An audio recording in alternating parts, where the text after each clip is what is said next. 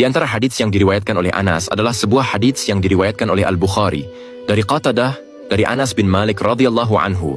Ia berkata, Nabi Shallallahu Alaihi Wasallam menulis sebuah surat atau hendak menulis sebuah surat. Lalu ada yang berkata pada beliau, mereka tidak akan membaca surat kecuali yang berstempel. Beliau pun membuat cincin dari perak dan memahatnya dengan tulisan Muhammad Rasulullah. Aku melihat putihnya cincin itu di tangan beliau. Aku, periwayat, bertanya pada Qatadah, siapa yang mengatakan beliau memahat Muhammad Rasulullah? Qatadah menjawab, Anas. Dari Anas bin Malik radhiyallahu anhu. Ia berkata, aku melihat Rasulullah Shallallahu Alaihi Wasallam ketika waktu Asyar tiba. Orang-orang mencari air wudu namun tidak mendapatkannya. Lalu diberikanlah air wudu kepada Rasulullah Shallallahu Alaihi Wasallam. Kemudian beliau meletakkan tangannya di atas air tersebut dan memerintahkan orang-orang untuk berwudu dari wadah itu. Aku melihat air memancar dari bawah jari-jari beliau, lalu orang-orang pun berwudu hingga orang terakhir dari mereka. Hadits riwayat Ahmad. Anas bin Malik radhiyallahu anhu meninggalkan warisan besar, yaitu hadits Nabi Shallallahu Alaihi Wasallam yang ia pelajari langsung sumber pertamanya. Anas adalah khazanah. Pada dirinya tersimpan sesuatu yang amat berharga bagi peradaban manusia.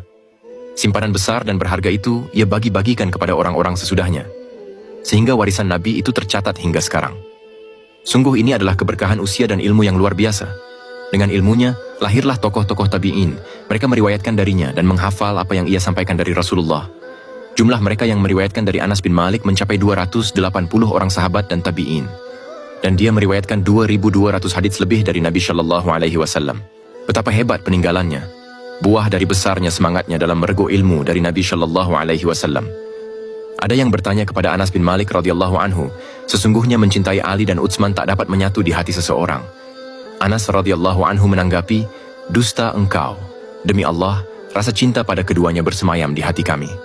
Ini adalah sanggahan terhadap orang-orang yang berpaham sesat, yang menganggap kalau mencintai Ali tak mungkin senang kepada Utsman. Anas membantah bahwa para sahabat mencintai keduanya, dan inilah jalan mereka.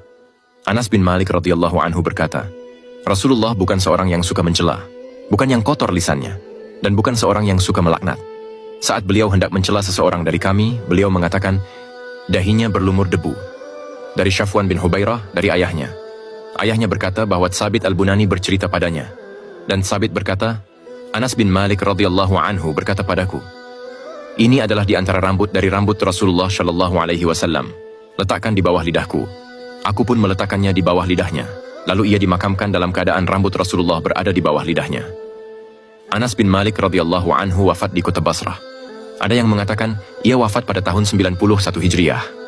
Ada juga yang berpendapat 92 Hijriah. Dan ada yang